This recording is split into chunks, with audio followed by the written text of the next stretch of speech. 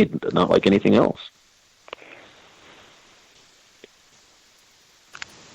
Yeah, I think it's exciting that they're making, commercial variations are now being made also, because for a long time you could only get those if you were, a home brewer, or if you knew other home brewers that were experimenting with them. Yeah.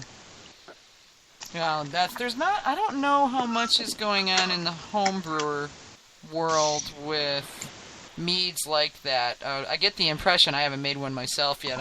I'm still playing with some of the other things that are on my very long list.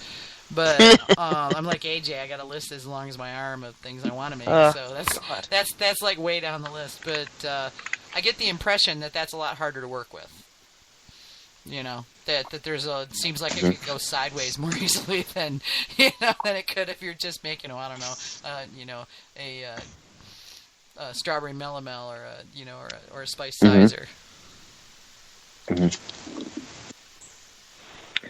Yeah, I made a lactic unintentionally. I made a lactic acid one. I was making a sourdough one weekend, and I have good hygiene, but maybe I had kneaded the dough with my hands, and somehow it got in I don't know, and it was really tart. And but you can blend those if something like that happens even if you're purposely trying to make a sour and it turns out not how you want it to be.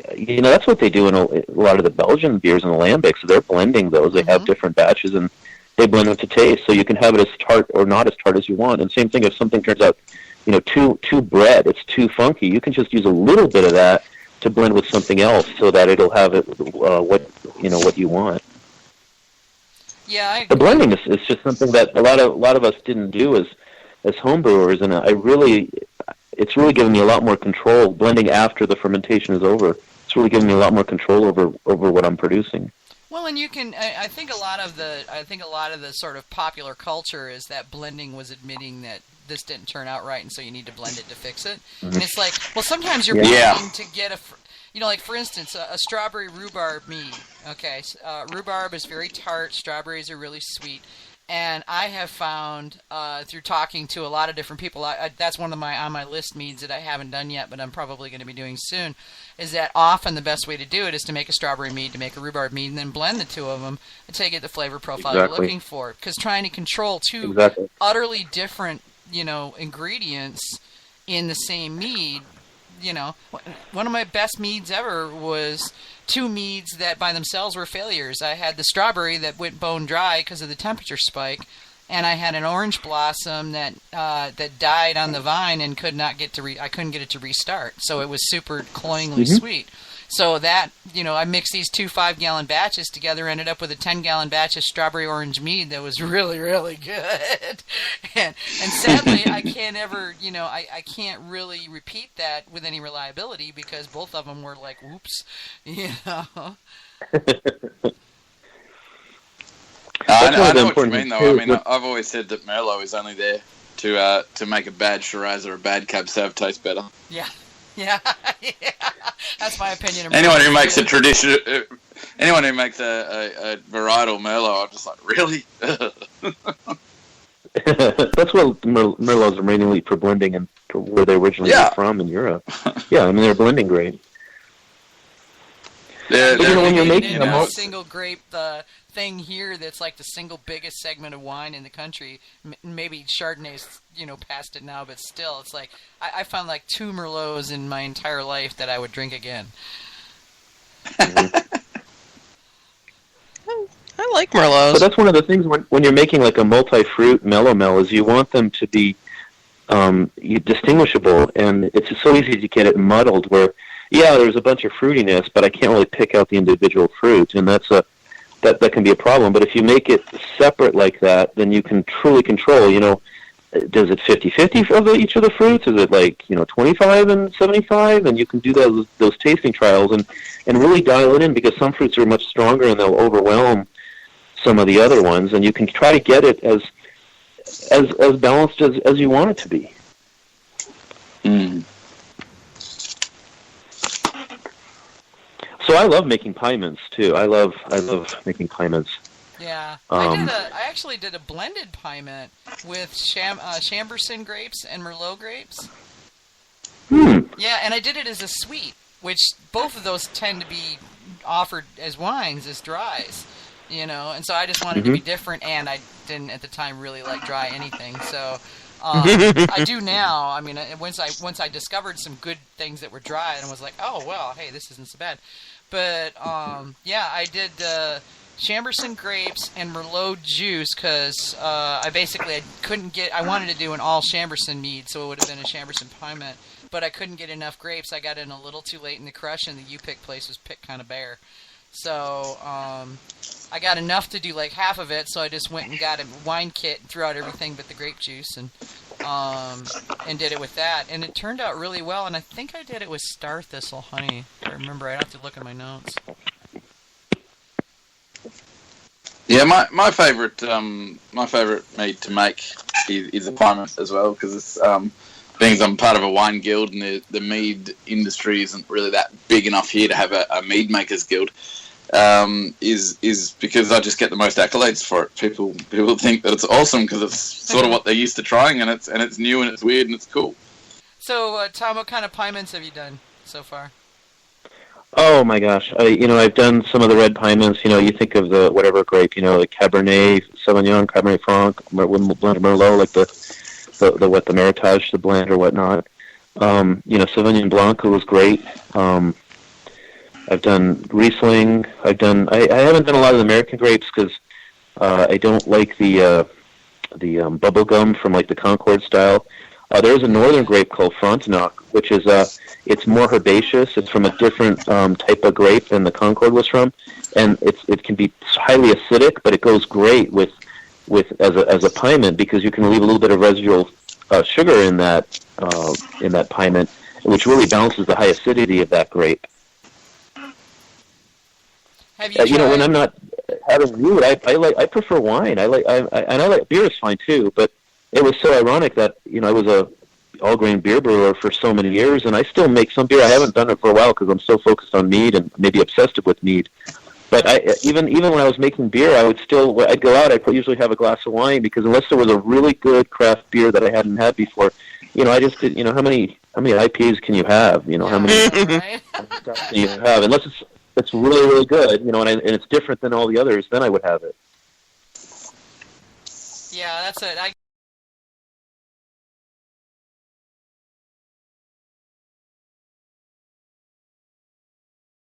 Usual ones, like for instance, one that caught my eye last year was Sergio did a cucumber one. He called it was it Pepino, Bobby? I think I got that right.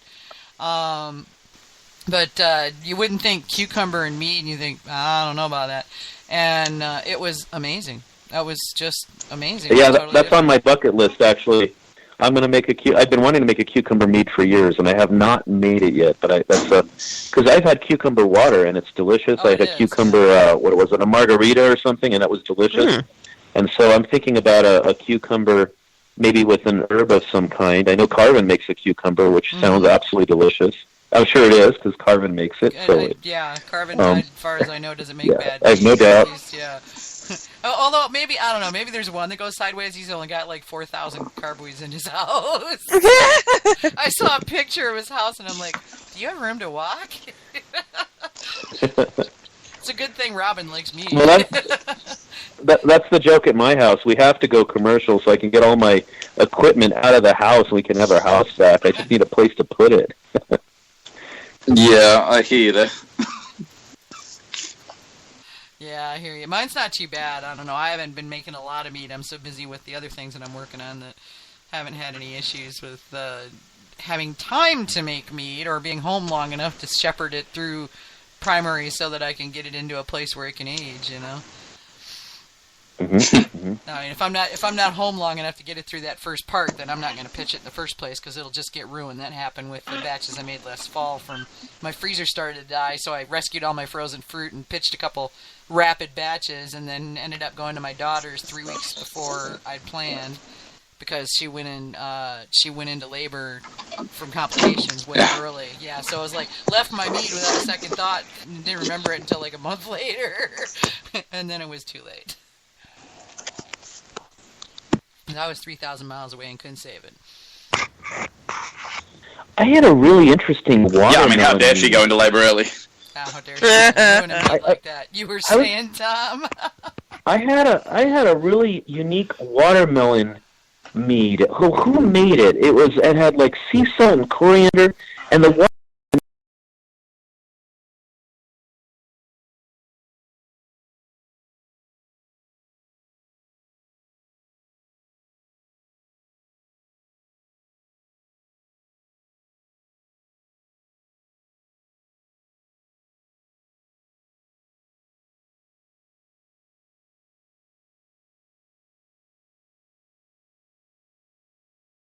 Might have been crafted, yeah. I think maybe Cellarman's might have one too. I tasted some. Yeah, it was really unique. Yeah, because they were telling me, the Cellarman's guys were telling me about watermelon, and I kind of gave them the stink eye and said, "Watermelon, really?"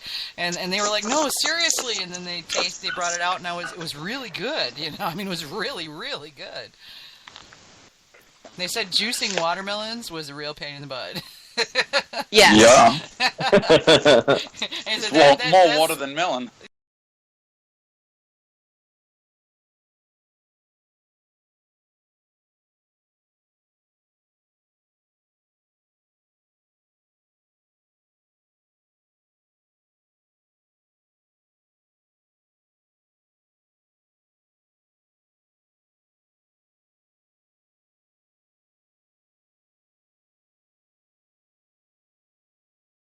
green rinds. Mm-hmm. I know what you're talking about. Yeah, I know what you're talking about. Yeah, they've got a name for them. I see them periodically in the stores, and it's a particular varietal. But the meat on them is super sweet, but not in a cloying way. It's just really rich with flavor. Mm-hmm. And I think I'd want to use something like that if I was going to do it. And I think I'd want to throw some rind in there. It would give it some character and some complexity. I mean, you've had watermelon rind pickles, right? Yeah, sure. No. Oh, but they're okay. awesome. Oh, they're so good. Don't yuck until you tried it, my friend. Don't yuck until you tried it. If I thought I could bring a jar of them over with me and not get nabbed by the ag beagles, I'd. You just got to make it look like it's been made professionally. So put a nice label on it, seal it up, that kind of thing, and they'll go, "Oh, that's commercial produce." Yeah, no worries. I've never thought about pickling those, but I can see how it would be interesting. Remind me, and I'll send you a recipe. It's a big southern thing that's very popular in the South and possibly in farms just in general. But yeah, watermelon rind pickles are actually better than regular pickles, I think, in some ways. So yeah. Oh, Bobby's saying watermelon mint. That sounds really interesting.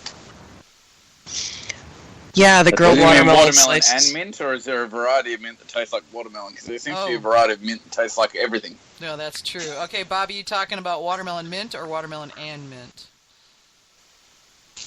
The grilled watermelon appetizers that they served at the MCI were friggin' amazing, and they had a little bit of mint on them. So maybe that's mint is one of those. Mint is one of those herbs you have to be careful with because you want enough, but you don't want to overwhelm it.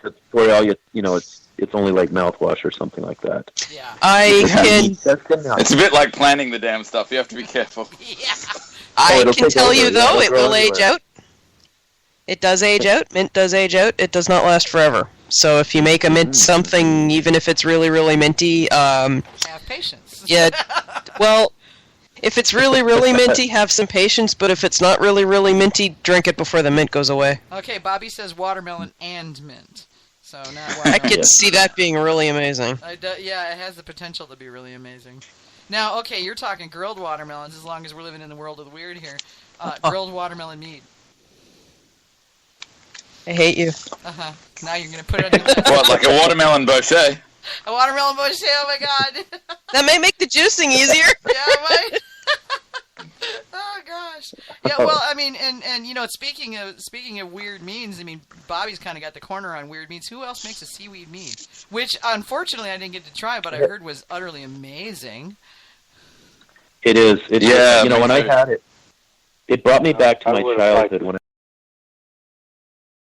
ocean, and you'd have these rocks, and the seaweed would be hanging on there, like when the tide went out, and it just smelled like salt